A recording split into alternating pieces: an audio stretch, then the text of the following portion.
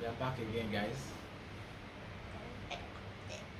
So, Valo is eating like the food that she is. Please sing the song now. Eh? No. Yeah, with the microphone. I've done it before, and it did not end well. Oh my god. It did not end well. Alright guys, welcome to my channel again. Hold on, so this sounds very serious. What is it? Sing the song, you're already dancing. Like, God forbid. I'm not doing Eh, it. okay. I'm not doing Not song today. The last time I did it was bad. What happened to what made it bad? Nothing happened to The you. song is made for you. You made the song. So let's get into the show for today, so don't waste time. Before somebody opens this door and disrupts it. So guys, welcome to our channel. Hold on, read it. Say hi. There's only food that makes you smile like this. Alright, today we are going to talk about the topic that is kind of controversial. We're talking about Okay, so okay. I saw something online where one lady was making a fuss about a man that said he would get back to her on the decision because he wants to talk to his wife. So I think she had a conversation with the man about their child, about planning a play date for the man's child. And the man responded with, "I'll get back to you. I need to talk to his mother." I need to talk to my wife. I need to talk to my wife, yeah. So she came on social media to make a big fuss about that. I mean, she hates men that can't make decisions on their own and they wait for their wives to make the decision. So that got me really thinking really deep as to, okay, are there boundaries to keeping your spouse in the loop? Now, this is not about man or woman, wife or husband.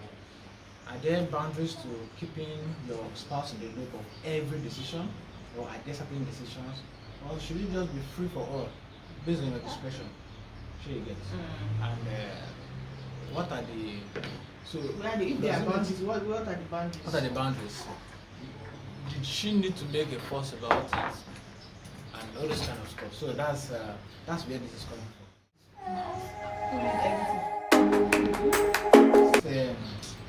This thing of having to criticize everything or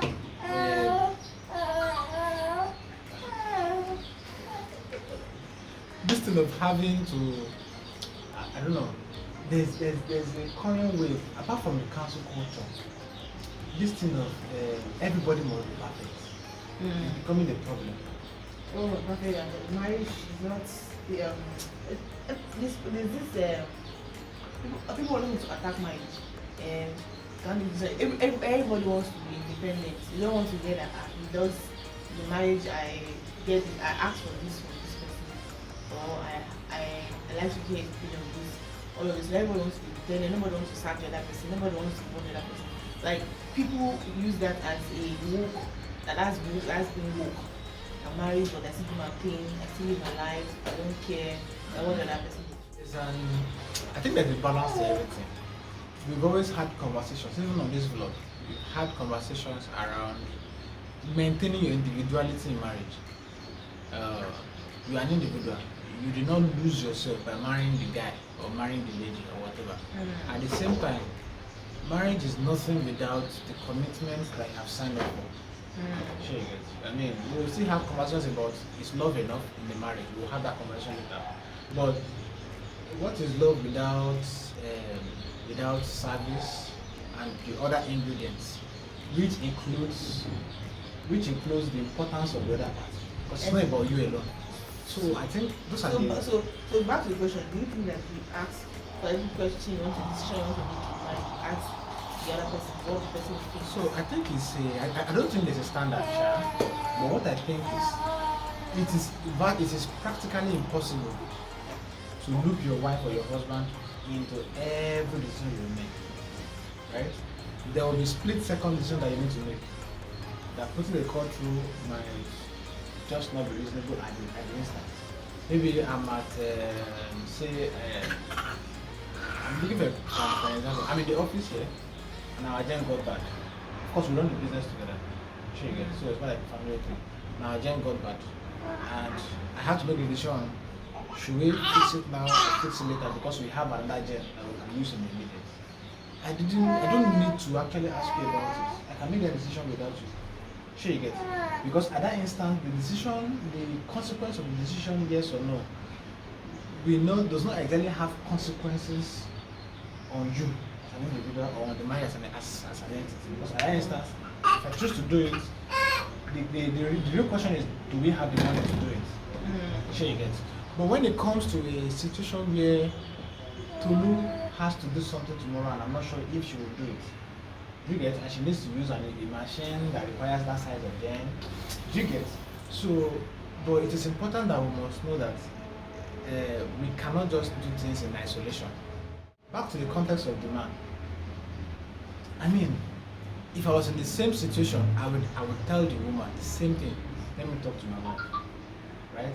It is not only because we had a child together. It's also because it's also because she has opinions. She would have opinion on why she would want the child to go for the play date or not. Do you get? I mean, see nothing wrong with it, but she just may not be comfortable with the association. She may see what I did not see and stuff. So it just makes sense in that scenario to loop her through. So there are certain decisions that I expect that I will loop her through, and there are some decisions that I don't have to, either because of emergency or because at the instant it doesn't have serious consequences. I mean, wherever the decision tilts, it won't have consequences at a given time. So it's about context, but the ground of it all is that marriage is not about you. You can't be selfish. And when it comes to a child, it's bigger than this is what I want, this is what I don't want. It's bigger than that, right? So I think. Well, I would say that of course you will not you may not have to involve the other person in everything, like questions of if you go to the market now, should I buy 100 naira tomato, 50 naira pepper? I'm the wrongest person to even ask. You won't ask all of these things, but they are very fundamental things that you know you need to ask. Things that pertain to the upbringing of the child, things that pertain to maybe which house are you going to stay.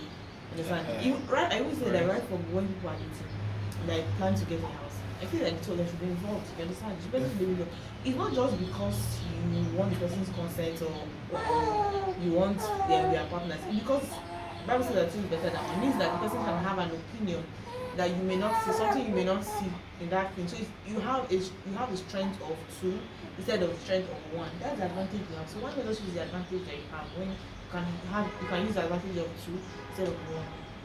So I think it boils down to what we think marriage is. People still feel that I'm still in competition, or this other person, though we are married, we are not. Everybody trying to do their own thing.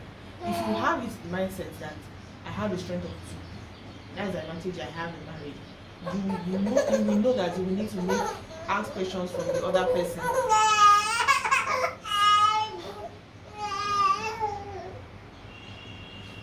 You know that asking questions from the other person is not because you want to be the person is controlling your life, or the person is the ordinary. It's because you want an opinion. The person may this is how it should be done. It's not be done like this. I think it's better this way. It's not because nobody is doing superiority. This my own opinion, that I know. No, it's the fact that two people bring their opinions and say, this is what I think, this is what you think, what do you think? Or which is the best? Yeah, this is how I see it. So we cannot have this mindset that I'm asking questions from this person. It means that this is more superior, or the person is the one making decision, or I'm dumb. That's why I have to make decision. You see that this person is having this person's opinion makes decision making easier and better, because it's someone that is seeing things from the other side, and that's why two different sets. Yeah, two different individuals. Not even just two different individuals, okay. Two different sets. Because the way that if you think about how God programmed marriage, you understand that God is very wise, and that's why when people say same-sex marriage is not God's plan, it's not because we hate anybody or because we are not tolerant. God created the men are more logical, women are more emotional. It helps in decision making. A woman will look at it emotionally, a man will look at it logically. But when you mind, when two people of the same sex mind, it means that you're having two the same persons. Like poles. Like so, even if one person is feminine, because in the same sex marriage, you see that one person is feminine, one person is wearing female clothes. Maybe in a wedding, one person wear wedding gown. That does not change anything. The person is a man. So look at it from the aspect that I'm making better decisions because we are two. We are not just one person. Well, one person. Yeah, And off click. Look like it cap. Okay. And sometimes too, it's not because the person will not even provide an alternative argument to the decision to be made. Sometimes information. Shouldn't she know what? Shouldn't she know what could happen? Shouldn't she know? Do you get? Shouldn't he know that the child is going on a date? Doesn't mean she doesn't want to, but it's just sometimes information, right? You don't know. There's a reason marriage was instituted and it's between two people, apart from the different sex now. Two people, right? And there's a reason. Of course, there's a reason I'd opine that one next of kin should be one spouse, because the individual has information about you. Person can actually attend to emergencies. Do you get? So sometimes it's just for information's sake, which is fine. Because there are, like we said, there are two individuals. Marriage is not about, it's not just about you. Sometimes we bring our selfishness into marriage.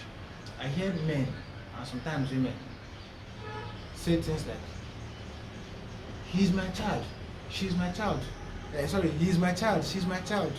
I can do whatever I want, and this and that and that and that. I'm like, so then why do you have problems when he's not performing his duty?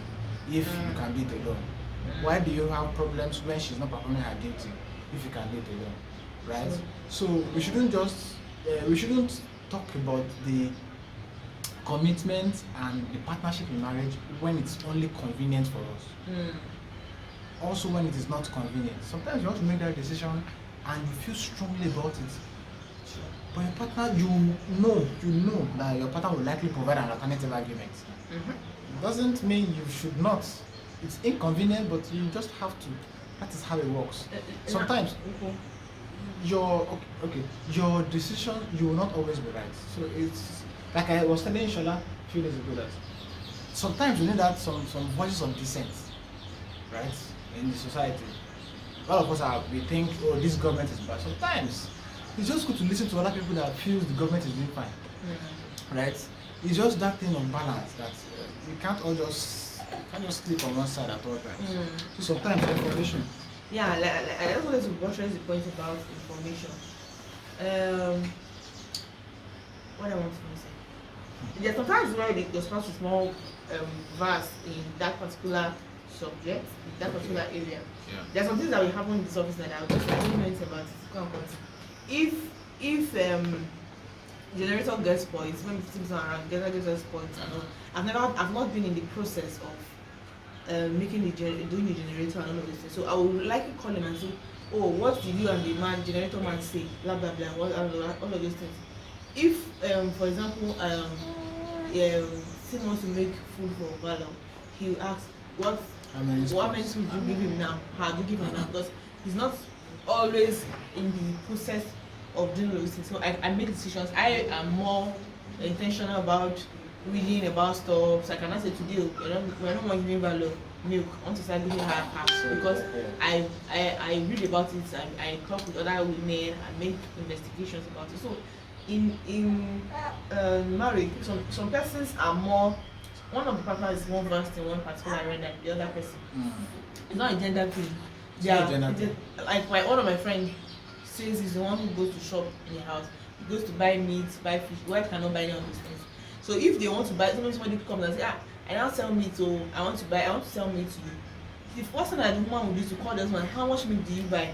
They look at this, what this woman is selling for me. Does this make sense? The value proportionate to how much she's collecting and all of those things. So it's also one way to say like one of the reasons why you give information to your partner is because person is vast in that area. Like this is what you are good at. So I can now say do this. This mindset of independence will not totally work in marriage. You, as much as you are not clingy, you are not so attached and I want to buy food, how much food should I buy? You should also know that your decision, sometimes you go to the market and come back, you say, you know, meat is nice. When you guys buy meat before, meat is nice, but I have to buy chicken and all those things. So just for information's sake, you just have to get the person involved. It's very important that the person get involved so that you find that one partner leaves or dies or one partner dies and the other person does not just know anything. Even the house rent does not even know how much they pay. Like, how do you live such a life? Some people don't even know how to pay it. Yeah, all of this is, some people don't even know, they don't know anything about NEPA bill. As much as you feel that this should be delegated to one person, you should try to understand how it works. Yes, how it works. Just know a little of how it works. Don't just sit down and say it's not my business, it's this thing, blah blah blah. You have to get them. Like Tim said, if your decision is going to be going to bring consequences to the two of you, then why should the person not be involved? In that case, you owe it to the person to involve the person. So if you are telling me that you want to take a child for a play date somewhere, how will I not be involved? I would like to know. I may have a reservation about the kids or the place you are taking to. He may not see that. I may have a reservation about the kids, reservation about the parents, reservation about anything. Yeah. You understand? So you must involve that person. You can't just make decision or you just make decision and say. And you should know the decision that is information and the one that two of you have to decide. Not that you now take the child for parents and say, I'm just informing you that the child has already gone. Yeah. So we must be able to discern all these things. So you have to be very careful. What should be a question or what decision that you both should make should not be an information. Like I just saw your house in your job and I think it's good and I've taken and I've paid for it. Okay. Like, how is that possible? Yeah. So I think that's where we draw the line. You cannot say when it comes to meat or fish, let me know this. When it comes to you cannot say that. You determine what to say and what not to say. In all, you just know that you are better off as a team. That's why you have marriage. You use the advantage you have. You have the advantage of two making a decision, seeing it from different angles. Use that advantage over. Use the advantage over. She's making so much noise. Use the advantage. You know what's saying before. Stop saying. That's why I didn't want to do it. Use the advantage over somebody who is single and has only himself making all the decisions. So yeah. There might be certain things you are not seeing maybe because at the moment you are not sensitive to it or whatever and stuff. And just informing your spouse might just be the voice you need to make the right decision. I mean, we are talking from the perspective of being a believer and spirit-filled believer. A home built on the tenets and principles of Christ, right? So there's that other twist too. So that is why you are two, right? So I think that's it. So if you have any argument, opinion, whatever it is, or comments, do not forget to comment in the comment box. Don't forget to subscribe below. Subscribe and click that bell. Notification bell so that when you get any video drops, you get notification. Thank you guys for sharing. Say hi to Valo. Say hi. Say hi. When you look at the camera.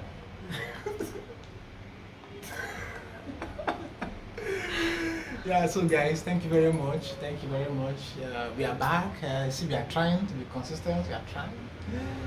So take care of yourself. Don't forget to email us if you have anything, disagreement, agreement, or suggestion. She's saying hi. Thank you very much. Enjoy your day.